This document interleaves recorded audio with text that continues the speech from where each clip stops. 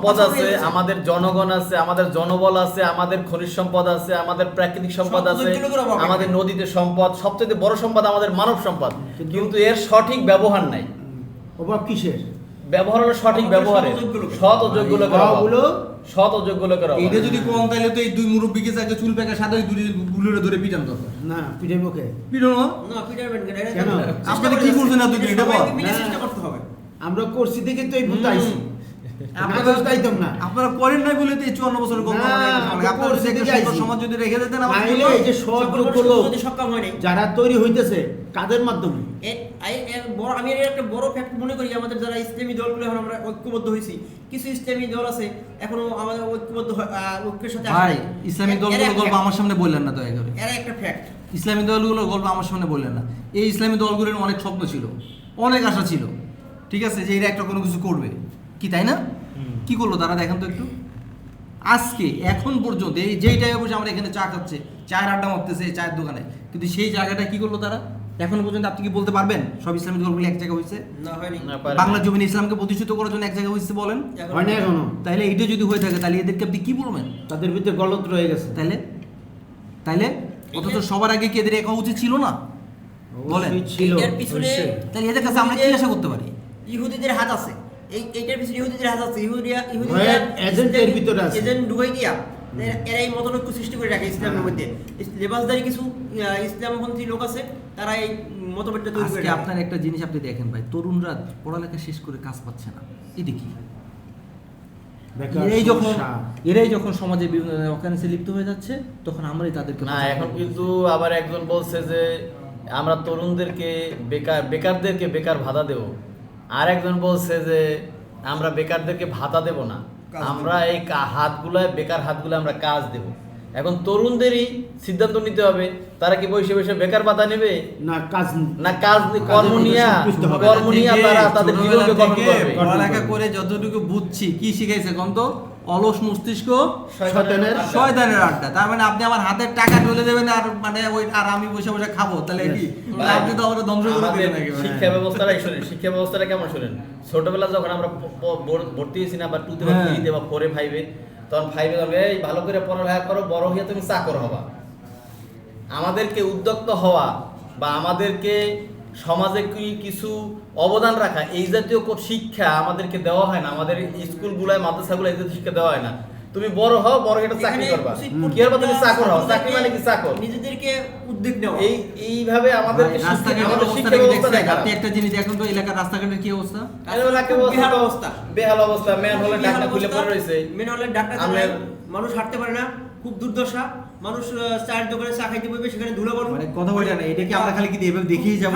না না না, প্রশ্নই আসে না। আমি আমরা চাই না, কষ্ট হয়। আমরা এটা পরিবর্তন চাই। আমি ফেসবুকে একটা পোস্ট দিছি ম্যানহোলের ইয়া নিয়ে ভিডিও করে, আমার কয়েকজনে ইয়া করছে, আপনার কমেন্টস করছে, আপনার এত ইয়া কে আপনি ম্যানহোলের ঢাকনা খোলা, তো আপনার যদি এত দরদ হয় আপনি কয়টা ঢাকনা লাগাই দেন। আমার বলতেছে এটা সবচেয়ে দুঃখের বিষয় কি, বুঝছেন? একটা ডাক্তার দিছি এক জায়গায়, সেই ডাক্তাররা সেখান থেকে নিয়ে যাওয়া হয়েছে। একটা ডাক্তার আমরা দিয়ে দিছি যাতে মানুষ ম্যানহোলের ঢাকনা খুলে নিয়ে যায়। খারাপ বলে এটা হয় বলেন তো? ম্যানহোলের ঢাকনা মানুষ খুলে নিয়ে যায়। বুঝেন যে দেশের পাবলিকের অবস্থাটা কি, কর্ম অবস্থা চলছে। আমাদের মেন্টালিটি কত খারাপ অবস্থায় গেছে। আমি একটা জিনিস আমি যেটা বুঝি, যেটা সেটা হচ্ছে তারাও তো যে কোনো প্রয়োজনে এটা করতেছে, তাই না? তো তাদের কথাও তো চিন্তা করা দরকার, তারা কেন এটা করতেছে। তার পরিবারে কি মানে সে কি কোনো কাজ না পেয়ে এটা করতেছে কিনা? কাজ না পেয়েই তো করে। কি না পেয়ে করে এগুলো। যদি এখানে যদি সরকারের হাজার হাজার কোটি টাকার প্রজেক্ট আছে, রাষ্ট্রপ্রধান যদি বসবাস করতো, আমি যেটা বুঝি, যদি কোনো দায়িত্বশীল রাষ্ট্রপ্রধান যদি এখানে বসবাস করতো, অবশ্যই সে এটাকে নিয়ে চিন্তা করতো। আপনি মনে করেন হযরত উমর রাদিয়াল্লাহু আনহুর খিলাফত যখন আমি পড়ছি, স্টাডি করছি, আমি তখন এক জিনিস দেখছি, এখানে একজন তার মানে ব্যবসায়ী তাকে, সে ছিল খলিফার কাছে এসে প্রতিনিয়ত কমপ্লেন করতেছে যে আমার স্টাফ চুরি করতেছে। তখন একবার দুইবার তিনবার খলিফার কাছে বলতেছে, কিন্তু খলিফা এটাকে গায়ে বাঁধে না, খলিফা চুপ করে থাকে, কিছু কয় না। তো একদিন ওই ব্যবসায়ী বড় শিল্পপতি এসে বলতেছে যে ইয়া আমিরুল মুমিনিন, আমি আপনাকে একটা জিনিস বারবার করে বলতেছি, আপনি তো টোটালি কোনো গুরুত্বই দিচ্ছেন না, আমার কথা কোনো শুনতেছেন না আপনি, কেন? এরপরে হযরত ওমর ইবনুল খাত্তাব রাদিয়াল্লাহু আনহু উনি কতগুলো ব্যবসায়ীকে এক জায়গায় করলেন, ডাকলেন, একটা মজলিস করলেন, মজলিসে বসলে, এবং তখন ওই তারও যে স্টাফ ছিল তাকে ডাক দেওয়ার পরে জিজ্ঞাসা করছে, এদিকে আসো, তোমার মাসিক খরচ কত, সে একটা অ্যামাউন্ট বলছে প্রায় 40,000 টাকার মতো আমার খরচ। বলছে যে তুই বেতন পাও কত, বলছে আমি বেতন পাই 20,000 টাকা। তাহলে তুমি যে 20,000 টাকা বেতন, বাকি টাকা তুমি কোথায় পাও? বলছে বাকি টাকা হচ্ছে আমি আমার প্রতিষ্ঠান থেকে চুরি করি। তখন হযরত ওমর ইবনুল খাত্তাব রাদিয়াল্লাহু আনহু বলতেছে যে এই যে মালিক পক্ষ যে জানে না তার স্টাফের সংসার চালাতে কত টাকা লাগে, এইটার জন্য আল্লাহর দরবারে তাকে কি করতে হবে? জবাবদিহি করতে হবে। তাহলে আমাদের এই সমাজে এসে না, মালিক আপনি চিন্তা কোথায়? করেন ভাই। এই প্রতিষ্ঠান মালিক কোথায়? আপনি- প্রতিষ্ঠান মালিক যদি 2,000 টাকা দিয়ে বেতন দিতে পারলে বাঁচে, ঠিক আছে, আবার কাউকে ঠেকাই পড়ে 1 লাখ টাকা আপনি বেতন দিচ্ছে। এই এর কি কোনো দেশে- সমাজ হতে পারে কিনা? আপনি আমাকে বলুন তো, এই দেশের সমাজ রাস্তাঘাটে- হতে পারে এটা? না। এটা হতে আপনার পারে না। ডাইনে বামে সামনে পিছনে আপনি তাকান, পীর সাহেব হজ করে ঘুরে বেড়াচ্ছে, কিন্তু তার বাড়ির পাশে তার লোক দারোয়ান দেখাই তার থাকে। দারোয়ান ঠান্ডায় মরে যাচ্ছে, একটা কম্বল দেয় না তাকে? এটা হ্যাঁ, কি? আছে তো। কষ্ট করতেছি। এটা কি আপনি কোনো এই ethics হতে দেশে- পারে কিনা বলেন? এই দেশে চিন্তা ঠিক করেন, আছে, এই এই দেশে কারণে আমাদের- বাড়িতে সেটা হচ্ছে যে ওমরের মতো যদি খলিফা যদি এখানে আসতে হয়, যে আল্লাহর কাছে বেশি বেশি করে আমাদের দোয়া চাইতে হবে, ভাই, এই দেশে ভবকুরে মানুষ চাইতে কয়টা হবে। আছে? এই যে ঠিক আছে? হিরোসি বা আর এই ভবকুরে সমস্ত কয়টা আছে? মানুষগুলো কি আমাদের এই দেশের নাগরিক, প্রত্যেকের পরিবার আছে, ছেলে আছে, মেয়ে আছে, বউ আছে, সব কিছু আছে। তো এইগুলো নিয়ে তো তারাও তো মানুষ, তাদেরও বেঁচে থাকার এই দায়িত্বটা অধিকার, তাদের ভালো সরকার এই দায়িত্ব অধিকার নিচ্ছে আছে, না তো। তাদের ভালো জামা পরার অধিকার আছে, তাদের পরিবার নিয়ে ঘুরতে যাওয়ার অধিকার কি আছে, অবশ্যই সব আছে। ঠিক একটা আছে। মানুষের 5টা অধিকার, কিন্তু হ্যাঁ। 5টা অধিকার তো আমরা একটাও পাচ্ছি না। তাহলে সেইটা নিয়ে চিন্তা করছে কি? পাইতে সেটা নিয়ে পারে। যারা চিন্তা করবে আমরা তাদের সাথে যাবো। Yes. অবশ্যই, অবশ্যই, কি অবশ্যই। এইটা পাইতে হলে সৎ এবং যোগ্য লোক না, আপনি দেখেন, দায়িত্ব দিতে হবে, এই দেশে ক্ষমতা তাড়াতে দিতে হবে। এই যে হিরুনসি টাইপের লোক বা রাস্তায় ছিনতাই করে বা হিরুনসি বা রাস্তাঘাটে ঘুমাই থাকে, কতগুলো লোক আছে? 50,000 লোক সারা বাংলাদেশ, এর বেশি তো এর হবে চেয়ে বেশি না। এর বেশি না। না। এদেরকে নিয়ে কিন্তু পুনর্বাসন করতে পারে, কোটি কোটি টাকার আজে বাজে এখানে সেলে খালে বিলে নালায় ঢালে, কিন্তু হ্যাঁ। এদেরকে নিয়ে একটা প্রজেক্ট কিন্তু করতে পারে। এই বা এই দেশে কয়টা হিজড়া আছে? জাকাত ব্যবস্থা ফিনিশিং লাইনে নিয়ে আসেন। মূল সমস্যার মূল কারণ কি? এটা ফিনিশিং লাইন আজকের মতো ফিনিশিং এই যে কয়টা হিজড়া আছে এই দেশে, তারা যে চাঁদাবাজি করে, কয়টা হিজড়া আছে এই দেশে যদি এদেরকে জাকাত পুনর্বাসন করতে পারে। ব্যবস্থাটাকে চালু করা যায় কিন্তু সঠিকভাবে, এদেরকে যদি তাহলেই এই দেশ এদেরকে যদি উন্নয়ন করা সরকারি সম্ভব। ভাবে পুনর্বাসন করে এদেরকে কোনো মতেই কাজের সম্ভব ব্যবস্থা না। করা যায়, সেই জিনিসটাই মানুষের জাকাত মধ্যে ব্যবস্থা নাই। চালু করতে হলে ইসলামী সরকার লাগবে, হ্যাঁ। আসলে সম্ভব না। সৎ জাকাত ভিত্তিক লোকের অর্থনীতি চালু শাসন, করতে পারলে মূল এবং কথা হলে কোরআনের এখানে আইন। ইসলামী সরকার ছাড়া বিকল্প নাই। সৎ লোক এবং কোরআনের আইন, এই এখন দুটোই একটা লাগবে আমাদের। চান্স আমরা পাইছি, ভোট দেওয়ার চান্স পাইছি। এখন ভালো মানুষকে দেখে যাচাই আসসালামু বাছাই আলাইকুম। করে যদি নির্বাচিত যদি করা যায়, তাহলে দেখা যাচ্ছে হয়তো আমার ভালো কোনো কিছু আশা করতে পারি।